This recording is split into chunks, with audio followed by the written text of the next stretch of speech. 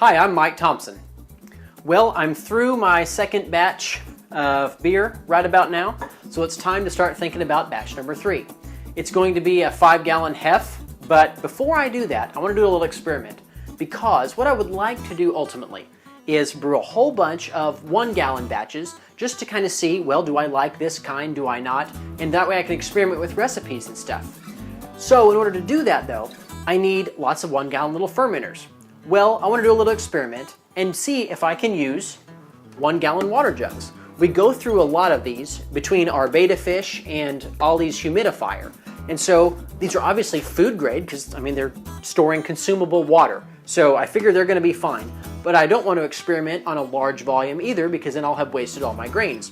So what I'm going to do first is see if I can make a hard cider. Well, here's my cider.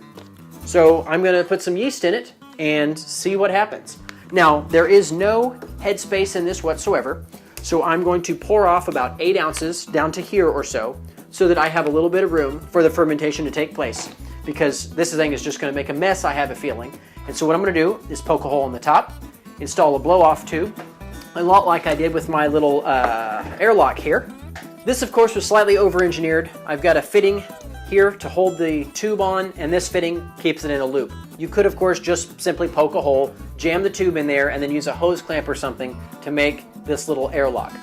Fill it with sanitizer and you're good to go. This is a lot cheaper, and I think this is going to work just fine. But first, I'm going to poke a hole in the top of this and then make a blow-off tube inside a bucket of sanitizer, because this is going to get clogged up, I have a feeling. It's only a 1/4 inch poly tubing, and so I don't have any faith in that. So let's go ahead and get started making some hard apple cider the easy way. So I'm pouring off about 8 ounces here because I really need a little bit of headspace and room later to pour the priming sugar back in for bottling. I've got some, I was going to use champagne yeast, but they had cider yeast, so I'm using cider yeast. Now I need to figure out exactly how much is in here by volume, so I'm going to pour it into this little medicine cup that Ollie let me borrow, and then I'm going to spoon it back in to see how much, because this will make up to 6 gallons of cider. I only have 1, so I only need a 1/5 or a 1/6 of this really. So it ends up, you'll see here, I'm going to save that as long as I can in the fridge.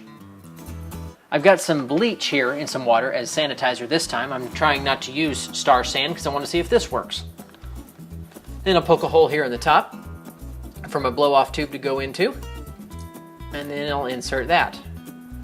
I've got a bowl of water for now, and look at that, after only an hour you can already see the bubbling. It's going crazy, wow.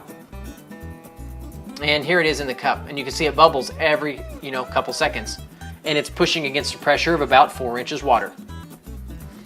And then after 2 weeks, I'll siphon it here over into my secondary fermenter, like so. That goes pretty quick. And then there'll be, about 8 ounces of space left over in this, which then I'll have to pour some water and priming sugar in here later when it goes time to bottle in a few more weeks. So far, so good. Twist on my little there it goes. Twist on my little airlock, and now I'll measure the final gravity. 1.004.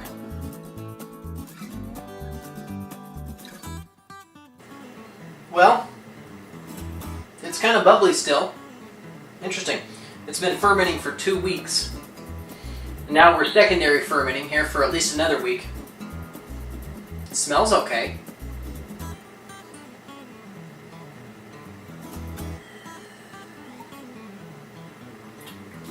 Well, how about that? Huh.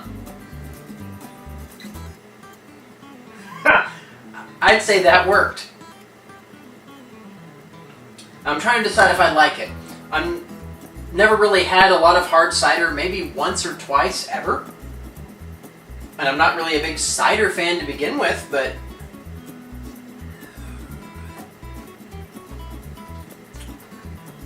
that's not half bad. Okay, so obviously fermenting directly inside the bottle from the store works just fine. And if the secondary fermentation and clarification works okay in this water jug, then I'm going to say I can go ahead and probably ferment my hef inside these. And then I'm going to start just saving all these 1-gallon jugs to experiment with recipes. But for a hard cider directly out of fermentation after 2 weeks, that's not bad. Go ahead and subscribe if you haven't already. I'm Mike Thompson, and thanks for watching. I really appreciate it.